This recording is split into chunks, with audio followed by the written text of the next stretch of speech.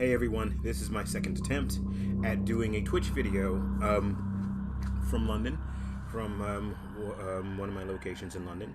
And, well, there's only one location in London, and the other one's outside of London. So, this is last year, because I only just started leaving the house about 7 days after I got here. So, last year, I did a walkthrough of the cemetery in Carshalton. I believe it was a Church of England church, but I can't remember entirely. It's on the signs there.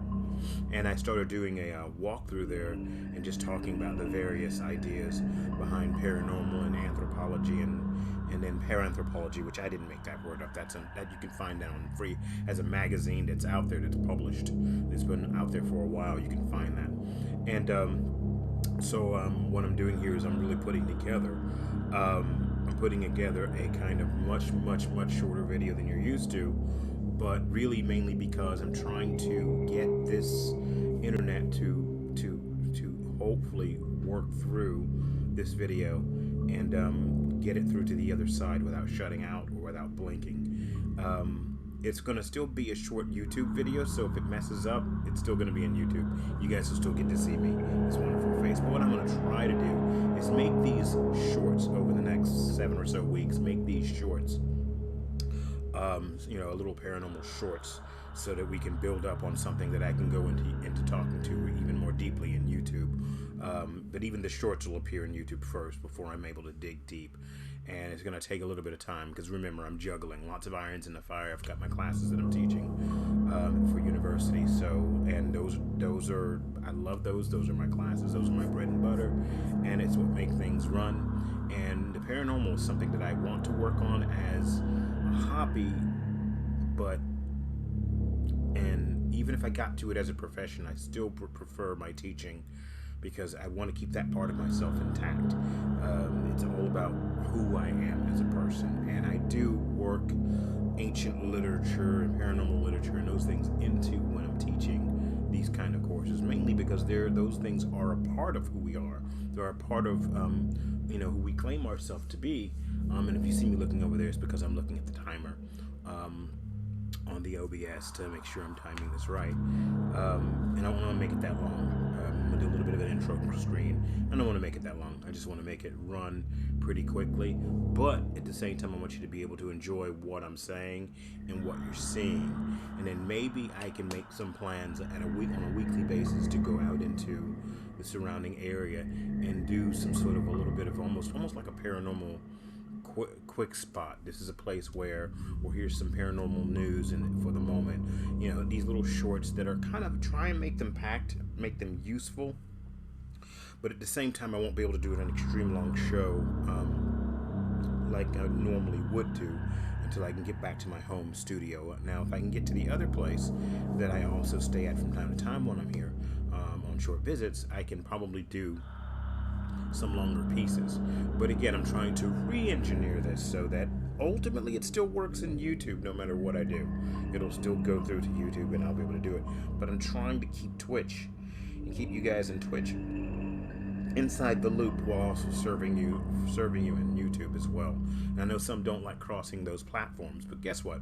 It's a reality that we cross those platforms, that we do that we do what's right, and we try to make things work with those platforms. And it's definitely something that I find agreeable and something that I want to do. So hopefully, whether you're seeing this in YouTube or you're seeing it in Twitch, just in case it doesn't roll through Twitch, either way you'll still see it in YouTube, just in case. But if you are, try and enjoy it. The first minute or so is always going to be my intro screen to help people come in Twitch, and then I might cut that screen off in YouTube. I might not. It all just depends. But it's gonna be just a really short screen, so that it helps bring people in. And then when I throw it into YouTube, I'll probably just cut that front screen off, or cut the last, except for the last 30 seconds or so. But I'm trying to make this short, make it interesting. It is a combo of videos that I did on my phone, so that I put together that I hadn't used, I'd never used, and I really wanted you all to be able to see that. And I might throw together the images that are in there too, so you'll be able to see that, enjoy it, understand it, and have some sort of and really enjoy what you're seeing. And if anybody spots anything or hears anything, it's up in the middle of the day during COVID, so there wasn't nearly as much traffic, but there still was. Traffic was picking up even in June last year. So, but it was still in the heat of the pandemic, of COVID-19. So, and even in the midst of what I'm doing, I'm getting indications that there's someone else here with me, and this is what I tend to do. I'll pick up my recorder and push record, and I'll ask if there's anybody here with me. This is the second recording that I've made because I felt someone approach before, and then I do this to make sure to see whether or not, and I know you may not be able to see it at the angle and lighting that it has. It runs. You can see it blinking. And I wait a moment in silence because someone tries to speak.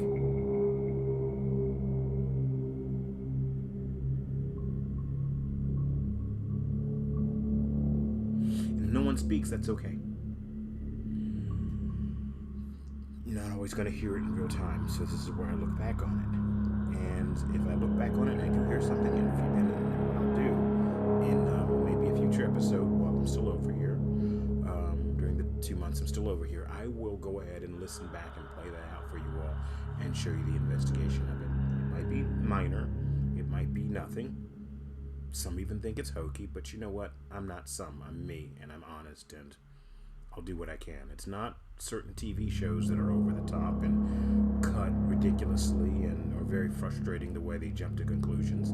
Not all TV shows do this. Not all the shows that are out there do it. There's one very infamous one that I'm not mentioning that does these things, and it gets me so frustrated to watch. But I'm not saying my show is perfect. What I do is perfect, but I desperately try not to. But I know people do things for what we now call the clicks. Back in the day was to stop from turning the channel kind of thing. No different than a YouTube click. But anyway, let me stop this recording. There's nobody else talking. People downstairs are probably asleep by now. The train has stopped, and it's quiet outside. TV's down. Well, it's actually not active right now. It's on the AV channel watching me. All right, everybody. Let's hope you can enjoy the video. Love you all, and thank you for hanging in there with me. And I hope this works. If it doesn't, I'm going to leave up some portion of it that runs in Twitch, some portion of it, and hopefully you'll be able to follow me in YouTube for the rest of it. Be well, everyone.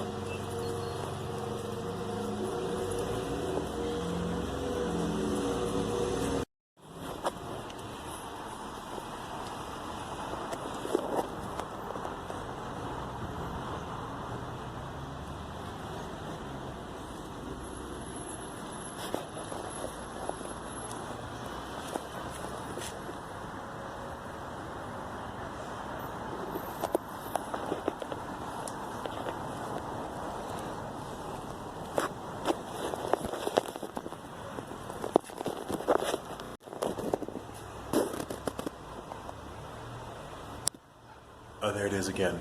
Strangely, the light just keeps going on and off. And I don't know why there aren't any cameras out here. It might even be, who knows, time to do that. But it's kind of strange to put that in a, very strange. This Carshalton All Saints. Really strange.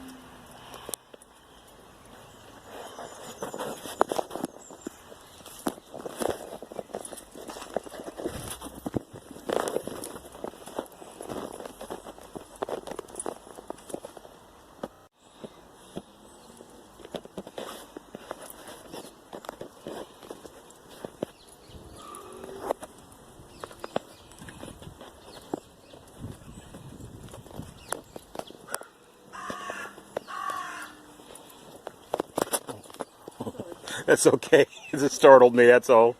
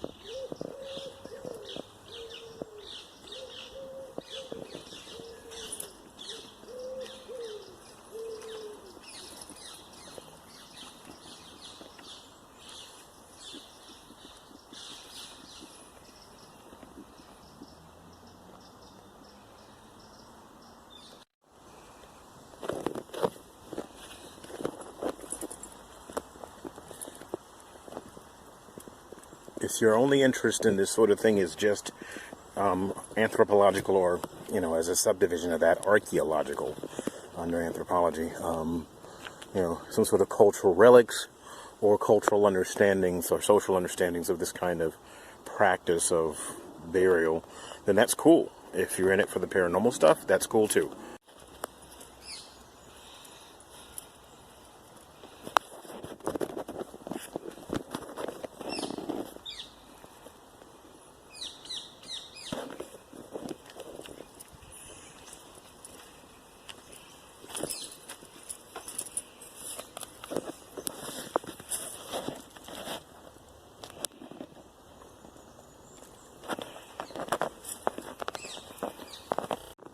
Just trying to let you know that I can do it for all of those different kinds of angles, and not just for one narrow kind of angle. But even when I do my own paranormal stuff, I don't do it for just one narrow angle.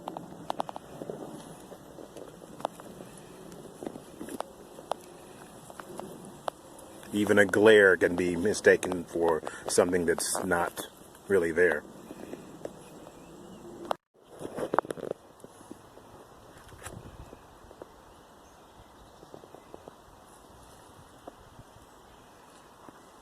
Overgrown, but a lot of places have gone overgrown since the COVID crisis, and even with the releasing of restrictions slowly, a lot of these cemeteries are still overgrown. Many of them were already overgrown, so it kind of doesn't matter, but I guess it adds to the aesthetic.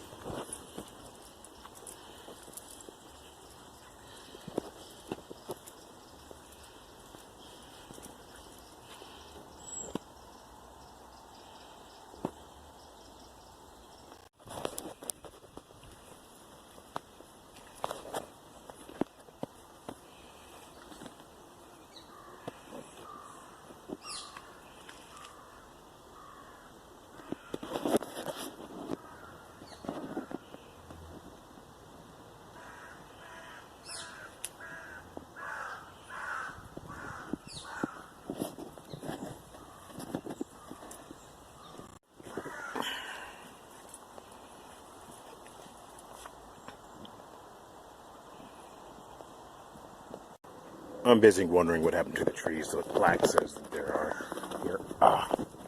Sorry for the jump there. I paused the video for a moment to read that.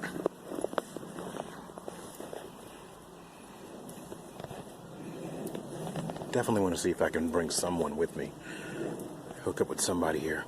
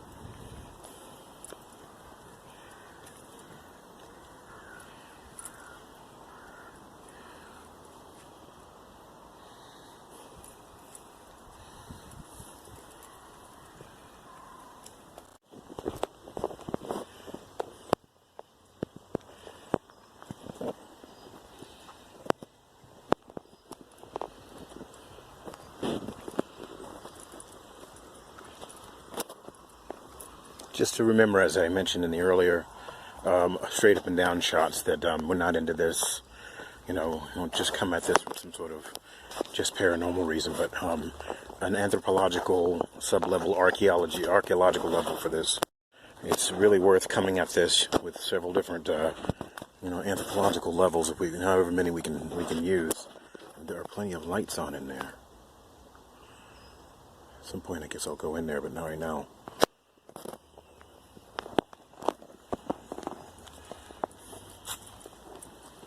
But it's good to come across at several different levels instead, so you have way more to work with.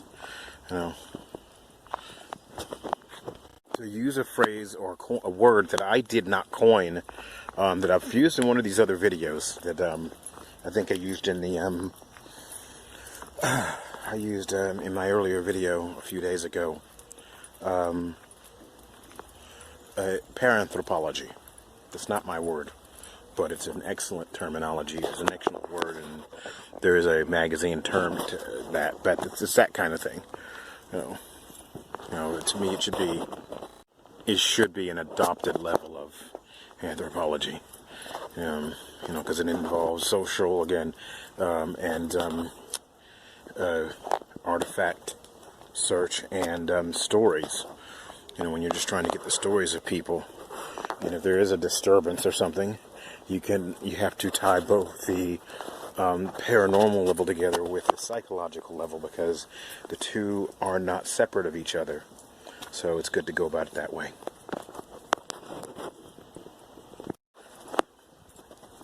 I turned the other way and then decided to turn around. On my way out, this is again for the longer version, or the long way landscape version of our video.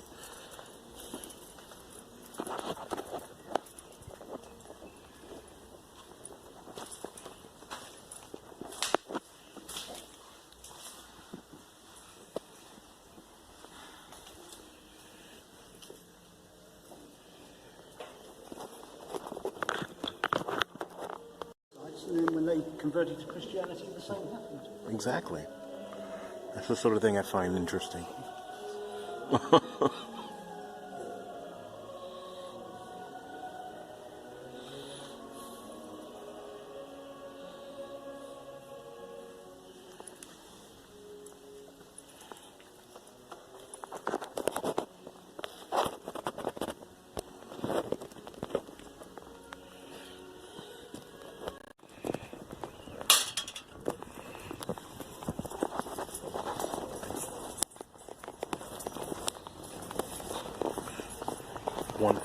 Wonderful man that was talking to me there. Wonderful man. Don't know his name, didn't tell him mine, but cool. I really enjoyed that. Told me a lot about the church and a lot about what's going on here, and how they've been trying to maintain it, and how the grounds are owned by the council here at Carshalton. But later.